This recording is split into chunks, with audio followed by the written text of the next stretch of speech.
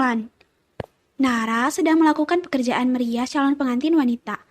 Manik mata yang terbingkai kacamata fokus menatap wajah seorang perempuan. Seraya jari jemari tangannya dengan lentur mengaplikasikan make up. Dret, dret. Suara panggilan telepon membuat perhatiannya teralihkan. Nara pun meraih ponsel di tas pinggangnya. Gadis ini menarik nafas berat saat membaca nama yang tertera. Tunggu sebentar, aku jawab panggilan dulu. Ucap Nara pada perempuan yang memakai jasanya. Culun! Teriak di seberang sana. Iya kak? Jawab Nara menjauhkan ponsel dari telinga. Kau di mana? Saya sedang merias pengantin kak. Aku mengirimkan alamat. Cepat datang. Tapi saya sedang bekerja kak. Aku tidak mau tahu. Dalam 15 menit kau sudah harus berada di tempat itu. Hah? 15 menit? Tapi saya belum pasang konde, Kak. Aku tidak peduli. Kau harus datang. Kalau tidak, aku akan menyeretmu. Kak Milan, nggak bisa. Panggilan terputus sepihak. Nara tertunduk lemah. Milan selalu saja berbuat seenaknya dan tidak boleh dibantah. Menyebalkan sekali dia. Memang aku tidak punya pekerjaan lain selain menurutinya. Gerutu Nara. Gadis ini menghela nafas, lalu memasukkan ponsel di tas yang membalut pinggangnya. Nara kembali fokus merias, mengaplikasikan kuas di pipi sang calon pengantin. Kali ini, dia tidak akan menuruti perintah Milan untuk segera datang. Memangnya dia tahu aku di mana? Rancaunya. Nara bekerja sangat profesional. Dia tidak akan mau orang yang mengenakan jasa meriasnya kecewa karena pekerjaannya yang tidak sempurna. Bagaimanapun, kepuasan pelanggan yang utama itu prinsip dipegang Nara. Jika semua telah selesai, barulah dia bisa pergi. Wah, ternyata benar kata orang, kau memang hebat merias. Puji perempuan itu, menatap kagum wajahnya di depan cermin rias yang telah dihias oleh Nara. Ini belum sempurna. Aku akan membuatmu sangat cantik di hari spesialmu. Balas Nara dengan senyuman. Beralih merapikan rambut perempuan itu, kemudian memakaikan singer sambil bertukar cerita. Tak lama, Nara meraih tusuk konde di dalam box. Percakapan terhenti saat terdengar suara riuh dari luar kamar. Mereka pun bertanya-tanya. Di mana Nona Nara? Sayup terdengar di telinga Nara. Nara tersentak kaget saat seorang tak dikenal masuk ke dalam kamar dan menghampiri. Nona Nara? Nara tertegun sejenak untuk apa orang tidak dikenal ini datang kemari. Nona Nara, saya diperintah Tuan Milan untuk membawa Anda padanya. Jelasnya. Hah? Nara tercengang. Rahangnya seakan ingin jatuh. Pemuda itu memang gila. Benar-benar menjemputnya paksa.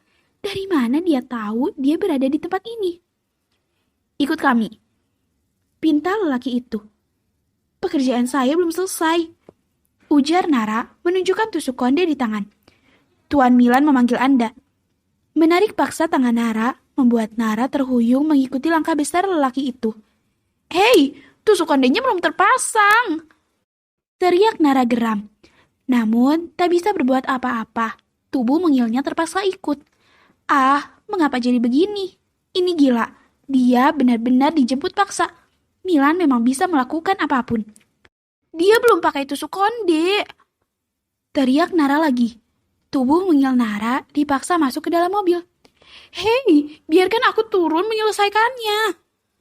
Menepuk kaca mobil. Bagaimana, Shun? Kau suka dengan caraku? Ucap Milan, senyum seringai menghiasi. Kak Milan? Nara tersentak menatap pemuda tampan di sampingnya. Kak, biarkan saya turun. Sebentar saja. Setelah itu saya akan ikut. Kasihan klien saya. Dia belum pakai tusuk kondenya. Rengek Nara memperlihatkan tusuk konde di tangannya. Aku tidak peduli. Aku sudah bilang, turuti semua kata-kataku. Jawabnya ketus. Jalan Kai. Titah Milan tak menghiraukan permintaan si culun.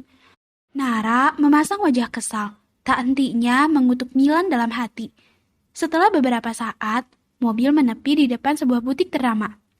Cepat turun, ganti pakaianmu. Titah Milan. Saya turun, Kak. Tanyanya heran. Jangan banyak tanya, ini sudah terlambat. Cepat turun. Suara Milan meninggi. Memasang wajah memberengut, Nara membuka pintu mobil. Dia turun disambut oleh beberapa pelayan wanita dan menggiringnya masuk semakin dalam. Deretan gaun-gaun mahal terpampang nyata, membuat Nara yang tadinya kesal menjadi terpukau. Wah, gaunnya indah sekali. Ini butik kelas atas. Gaunnya pasti sangat mahal.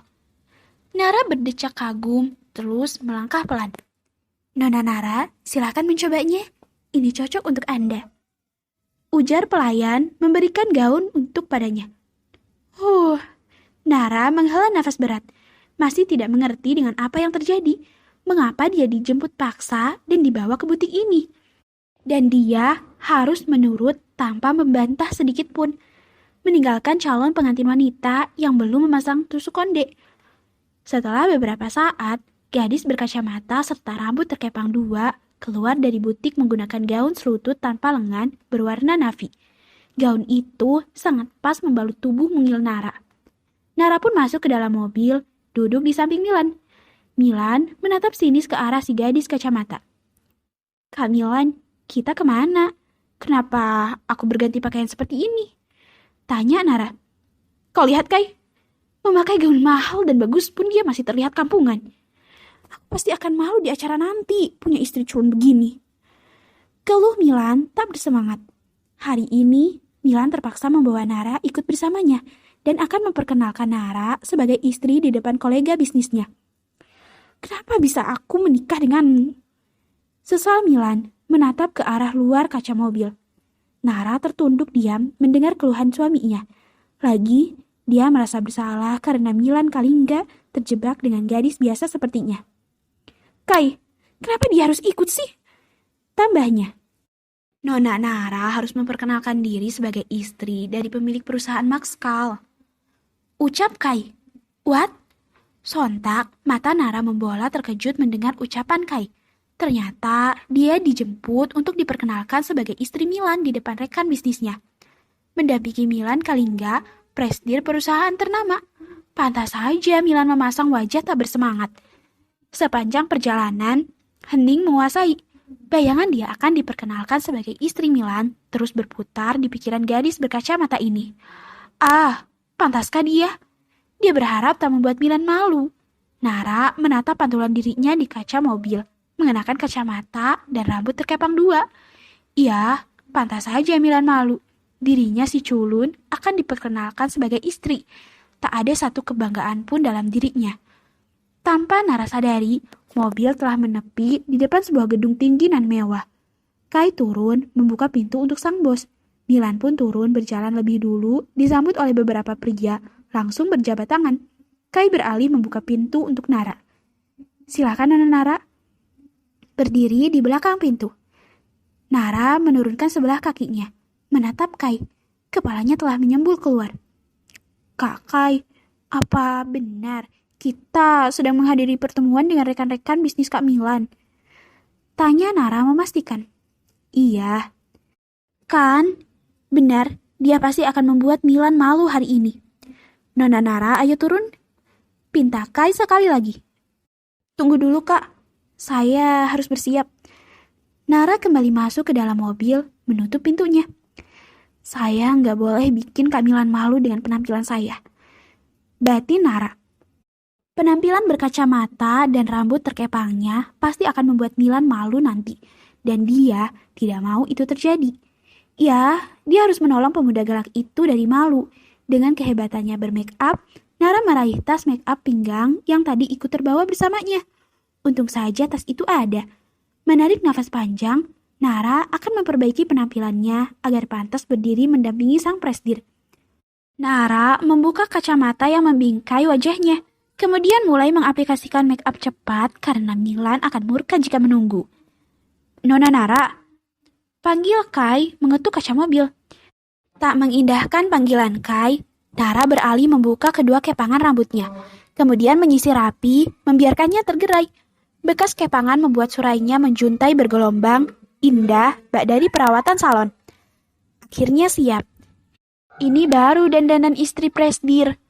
Batin Nara melihat pantulan wajahnya di kaca dengan senyum menghiasi. Semoga gak bikin Kamilan malu. Nona Nara. Jantung Nara berdegup kencang. Ini kedua kalinya ia tampil dengan make up di hadapan semua orang. Nara membuka pintu mobil, menurunkan kaki keluar. Nona Nara. Suara Kai tertahan menatap penampilan Nara yang telah mengenakan make up. Kak Kai? Ah, Kai tersadar. Maaf Nona Nara, silakan. Milan sedang berbincang dengan beberapa orang sambil menunggu istrinya. Suara berbisik-bisik terdengar. Dia sudah menebak bahwa istrinya lah yang pasti membuat kehebohan. Nara mendekat ke arah Milan lalu merangkul tangan suaminya, sama seperti yang dia lakukan saat pesta pernikahan mereka.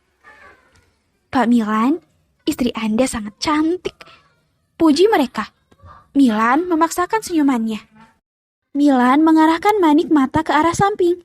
Seketika membantu, di sampingnya telah berdiri perempuan cantik dan anggun. Ia tercengang, menatap wajah Nara tak terbingkai kacamata, malah terpoles make up serta rambut tergerai indah. Sayang, sapa Nara dengan nada mengalun manja, menjalankan tugas sebagai istri, berusaha agar Milan tidak malu. Sayang, ucap Nara lagi. Ah, iya. Milan tersadar. Penampilan si culun berubah. Apa dia siluman? Gumam Milan tak habis pikir perubahan Nara. Gaun mahal membalut tubuh Nara terlihat semakin bersinar di kulit putih bersihnya. Siapapun pasti terpukau dengan kecantikan dan keanggunan gadis bergelas si culun. Pertemuan berlangsung lancar. Ternyata Nara pandai membawa diri berbaur dengan orang lain. Melayani pertanyaan-pertanyaan dari para istri-istri kolega Milan dengan perasaan gelisah. Waktu telah menjelang sore. Dia punya pekerjaan menjadi MUA untuk acara resepsi pernikahan yang diadakan malam hari. Akan tetapi, dia masih tertahan di sini menunggu. Setelah menunggu dengan cemas, acara pun berakhir. Mereka telah keluar gedung. Nara merasa lega. Kamilan, acara sudah selesai. Aku harus pergi. Aku harus merias lagi. Sosor Nara lalu pamit beralih cepat meninggalkan Milan. Hei, tunggu! Panggil Milan, namun tak diindahkan. Si culun telah menjauh. Dia sok sibuk sekali. Bodoh, kami kan bisa mengantarmu. Desisnya. Milan berada di dalam mobil menuju perjalanan pulang. Perubahan wajah si culun mengudara di pikirannya. Wajahnya sangat berbeda jika memakai make up. Tidak ada yang mengenali jika dia si culun. Batin Milan. Lan, tanpa kacamata, ternyata Nara sangat cantik. Ini yang dikatakan orang kecantikan yang tersembunyi. Kau tidak dengar semua orang memujinya? Ujar Kai panjang lebar, yang saat ini sedang duduk di kursi kemudi. Baguslah, si culun tidak membuatku malu. Milan menarik nafas lega. Ternyata bayangan dia akan diejek ternyata tidak terjadi. Orang-orang bahkan memuji kecantikannya. Ternyata dia nggak malu-maluin diajak ke acara-acara besar. Dia bisa mengimbangimu. Wawasannya juga luas. Sahut Kai. Milan terdiam sejenak, mencerna kata-kata Kai, kemudian menghela nafas. Baiklah, dia akan ikut dalam setiap agenda pertemuan bisnis yang telah disusun. Berdiri di sampingku sebagai istri pemilik perusahaan Maxkal, tapi tanpa kacamata dan kunciran rambutnya. Putus Milan. Tugasnya akan semakin bertambah. Batinnya tersenyum miring.